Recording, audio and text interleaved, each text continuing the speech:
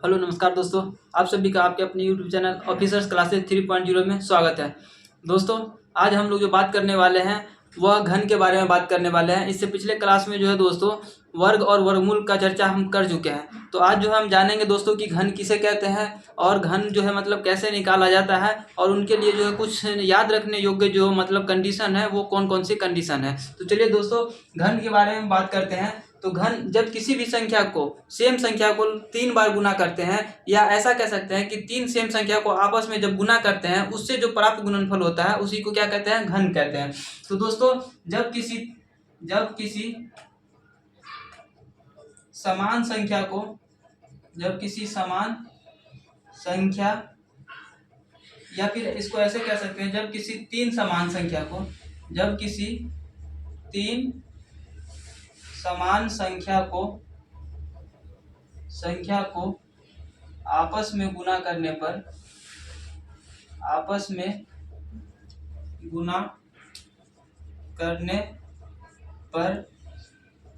प्राप्त गुणनफल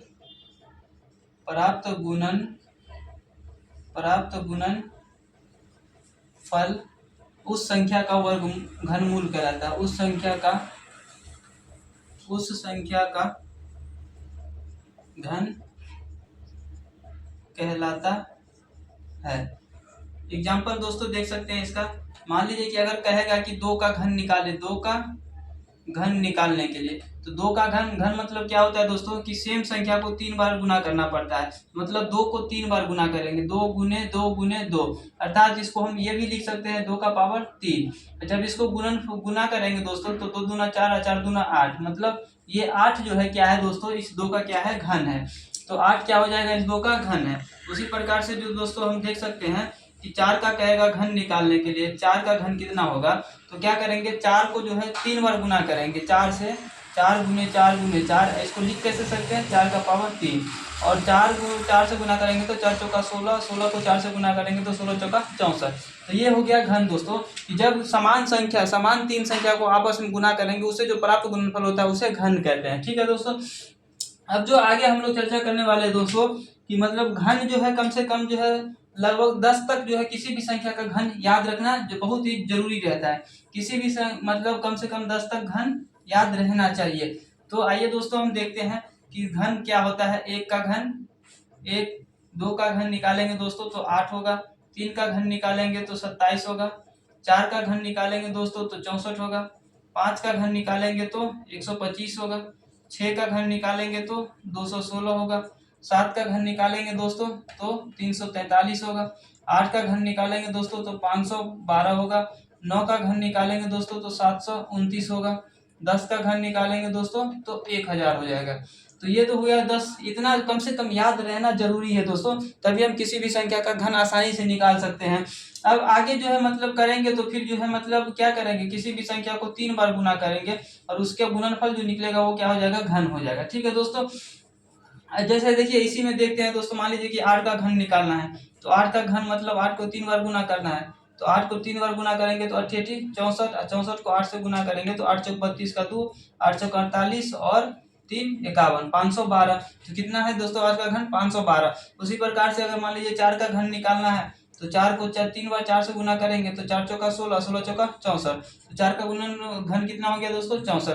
तो इसी प्रकार से जो है सबका घन निकाला जाता है किसी भी संख्या को समान संख्या को 3 बार गुना करने के।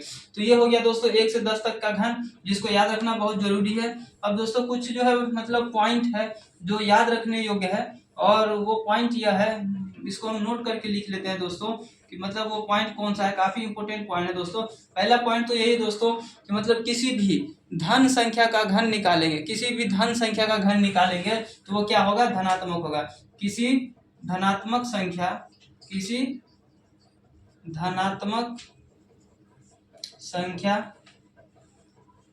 का घन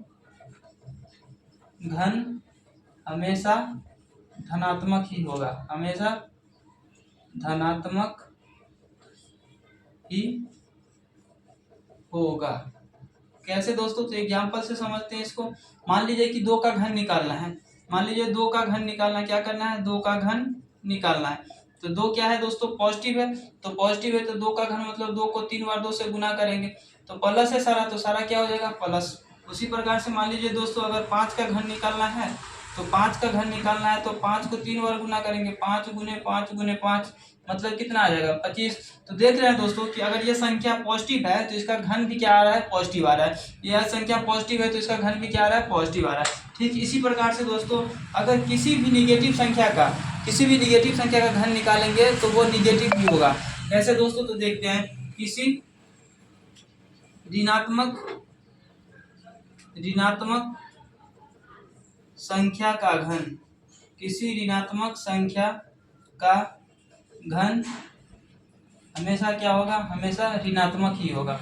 क्या होगा, ऋणात्मक ही होगा, हमेशा ऋणात्मक ही होगा। कैसे दोस्तों, तो आइए इसको समझने का प्रयास करते हैं एग्जाम्पल के थ्रू से। मान लीजिए कि दोस्तों पहला जो है मान लीजिए -3 का घन कह रहा है निकालने के लिए, -3 का घन कह रहा है निकालने के लिए।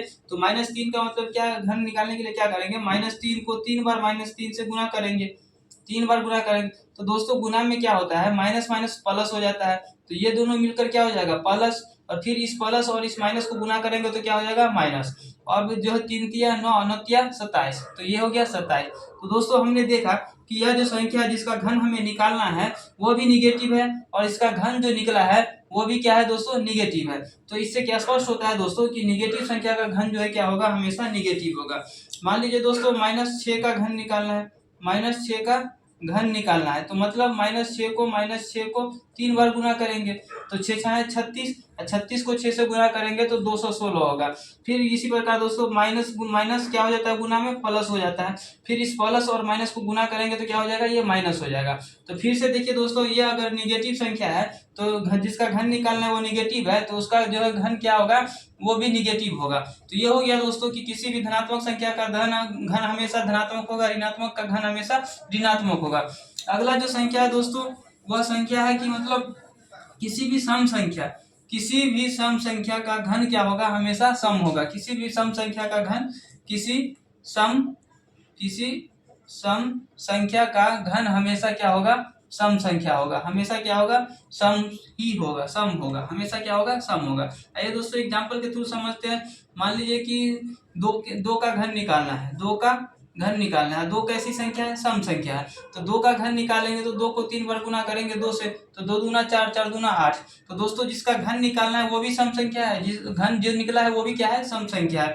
अब मान लीजिए दोस्तों 6 का घन निकालना है, 6 का घन निकालना है तो 6 को 6 से गुना करेंगे 3 बार, तो 6 छाए 36, 36 छाए 216। अब देखिए दोस्तों 6 भी क्या है, सम संख्या है, और 216 जो निकला है वो भी क्या है, सम संख्या है। तो ये कंफर्म हो गया दोस्तों कि सम संख्या का घन हमेशा क्या होगा, सम होगा। उसी प्रकार से दोस्तों किसी भी विषम संख्या का घन, किसी भी विषम संख्या का घन क्या होगा, विषम होगा।